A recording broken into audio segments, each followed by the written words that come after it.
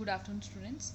Today's class we will be talking about absorption of digested products, right? So we have seen in the last class how the digestion takes place in all the different parts of the alimentary canal, right? Starting from the buccal cavity, we started with buccal cavity, how the starch digestion takes place.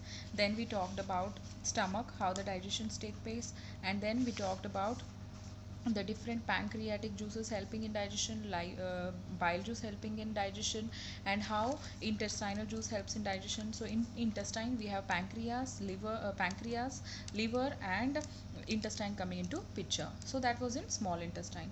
After that we saw how in large intestine there is no significant digestive activity taking place, but there is two activities, that is absorption of water, minerals, and certain drugs, and secretion of mucus, which is helping in adhering the waste, so form a semi-solid particle, and then it helps in the defecation, that is in the removal of the excretory product in the of the fecal matter, right?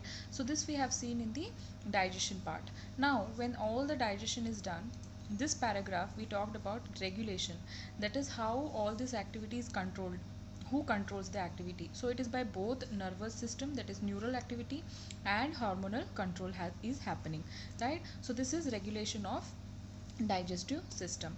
After doing regulation of digestive system, we will be now starting with absorption. So whatever got absorbed in small intestine, right, what is it going to happen in the later part? So let's see this.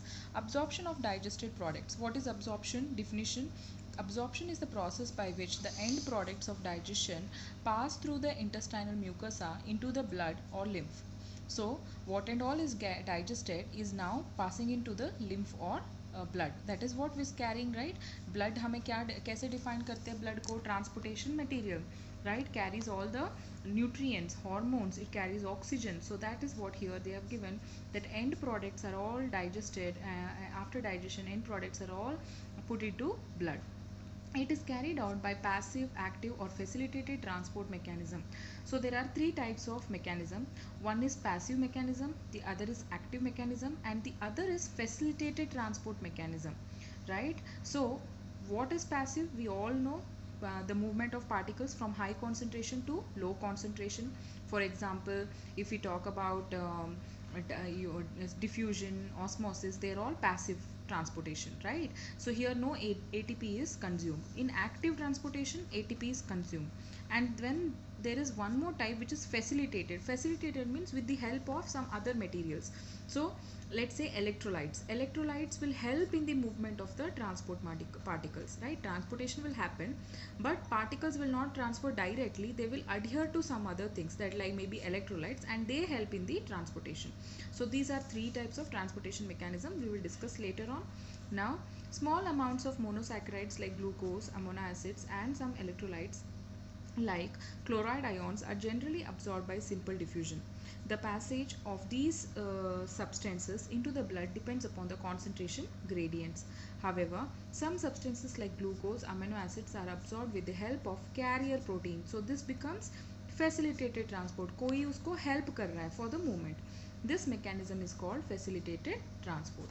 Transport of water depends upon the osmotic gradient. Active transport occurs against the concentration gradient and hence requires energy. Various nutrients like amino acids, monosaccharides, glucose, electrolytes like Na plus are absorbed into the blood by this mechanism. Fatty acids and glycerol, being insoluble, cannot be absorbed into the blood. They are first incorporated into small droplets called micelles, which move into the intestinal mucosa. They are reformed into very small protein coated fat molecules called chylomicrons, which are transported into the lymph vessels, lacteals in the villi.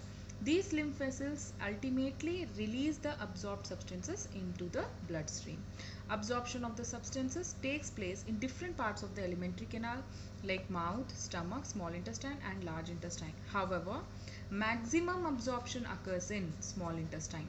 A summary of absorption, sites of absorption, and substances absorbed is given in table. So basically, if you understand this table, if you learn this table, you are learning about all the absorption processes, where and what is happening.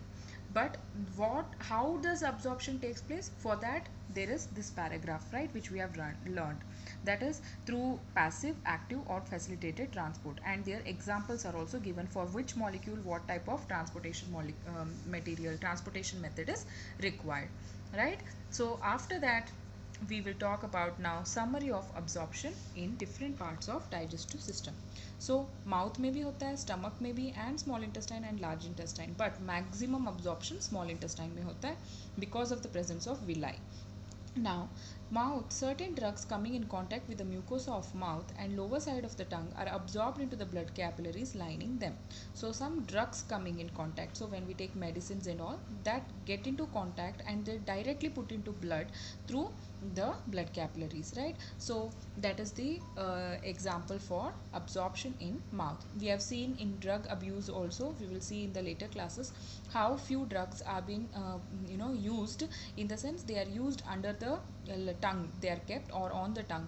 So why they have kept there, been placed there? Because the drug is transferred directly into the blood capillaries. So that is one part which we'll be studying in the later part, right? So here when we talk about stomach, absorption of water happens, simple sugars and alcohols also takes place. Small intestine में क्या होगा? Principal organ for absorption of nutrients.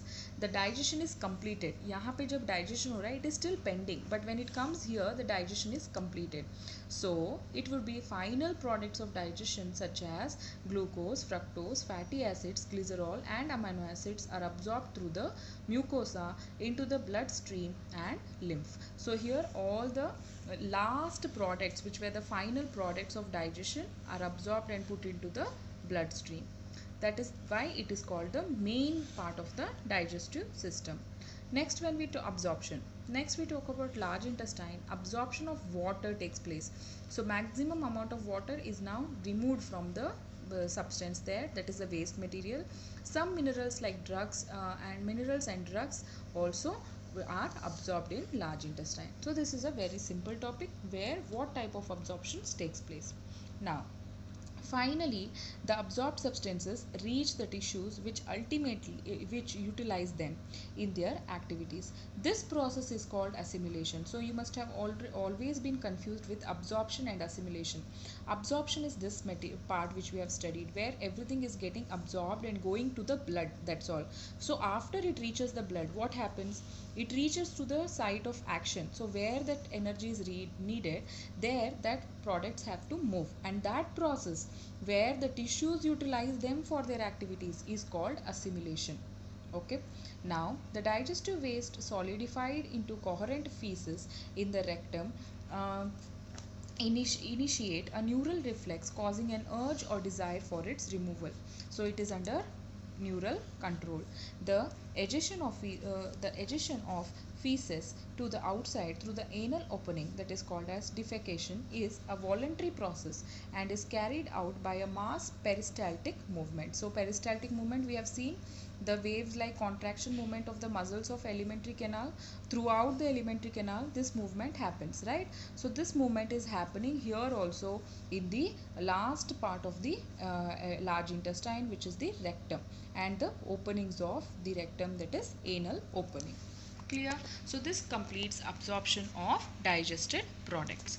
Now after we have studied how digestion takes place, how everything got absorbed, there must be some related disorders also of digestive system, right? So if a part or two are not functioning well in that whole digestive system, it would lead to the stoppage, or if it would lead to the misfunctioning or not completely functioning of the whole digestive system. There may be problem in excretion, there may be problem in absorption of materials. So we will take some of the disorders of digestive system. So first they have talked about inflammation. The inflammation of the intestinal tract is the most common ailment due to bacterial or viral infection. The infections are also caused by the parasites of the intestine like tapeworm, roundworm, threadworm, hookworm, pinworm, etc. Right? So you must have all heard about these worms being in the intestine, right? So parasites means they don't prepare their own food, they depend on the host organism. So these organisms live in the host organism, and if such infections is caused because of any of these bacteria or viruses, there is inflammation seen in the intestinal tract, right? So this is the major infections which we see in the usually in the inflammation. So first point we can write inflammation of intestinal tract. Second, when we talk about jaundice, the liver is affected here. So liver is also an associated organ in digestion, right? So when liver is affected, skin and eyes turn yellow due to the deposit of bile pigment. So when we have studied liver, we have studied about the bile salts which are present in the bile salts and bile pigments which are present in the liver, right? So here they are saying because of the bile pigments which are being deposited more, the color of the skin and eyes turns to be yellow. That is the in jaundice, right? So in jaundice, liver is affected. Next, vomiting. Vomiting is the egestion of stomach contents through the mouth. So whatever is present in the stomach is removed out forcefully. So that is called as vomiting. This is like a reflex action. You can't control it, and it is controlled by the vomit center in the medulla. There is a center, there is a region in the medulla oblongata which is responsible for this reflex action. A feeling of nausea precedes vomiting. So before vomiting there is a sensation, there is a discomfort, there is a feeling of vomiting, that is called as nausea, right? So this is also a disorder. Next, the fourth one we are taking diarrhea. What is diarrhea? Abnormal frequency of bowel movement, right, and increased liquidity of the fecal discharge is known as diarrhea. So the fecal matters are usually semi-solid type of material, but here the liquidity is being increased because of the abnormal functioning of the in the bowel movement. So what happens, it reduces the absorption of food, right? So food is not being absorbed and continuously it is being discharged. So what happens, we have loose motions, that is the symptom, right? So this is why it is called as loose motions, right? So that means there is lot of loss of water, also loss of nutrients, also there will be dehydration and other problems. Next is constipation. Constipation is opposite of it. The feces are retained within the rectum as the bowel movements occur irregularly. Bowel movements are not happening properly, because of which the feces stay in the rectum for a longer time, and that is called as constipation, right? Next is indigestion. So in this condition the food is not properly digested, leading to the full feeling of fullness, right? And this causes indigestion are inadequate enzyme secretions हो जाएगा, right? Anxiety, food poisoning, overeating and spicy food के वजह से भी हो सकता है, ठीक है? So what happens indigestion, causes of indigestion are nothing but inadequate enzymes secretion. So let's say there is x amount of enzymes needed for the whole process to take place, but that x amount is not supplied, so there is no secretion of enzymes in a proper amount. So that causes all of or any of these: anxiety, food poisoning, overeating, eating spicy food. All of this can cause indigestion, right?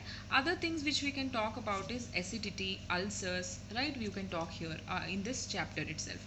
Acidity is excess of HCl secretion in the stomach, and ulcers are nothing but because of that HCl production, pH level ज़्यादा होने की वजह से there are some bristles, there are like structures which are found on the mucosa layer of the mouth हो गया, stomach हो गया, that is called as ulcers. So if they are present in mouth, we specifically call mouth ulcers, otherwise we say gastric ulcers or stomach ulcers, ठीक है? So these 2 points can also be included in the disorders of digestive system. So this completes the chapter. So you can just follow the summary part of it, and if you have any doubt you can let me know. Thank you.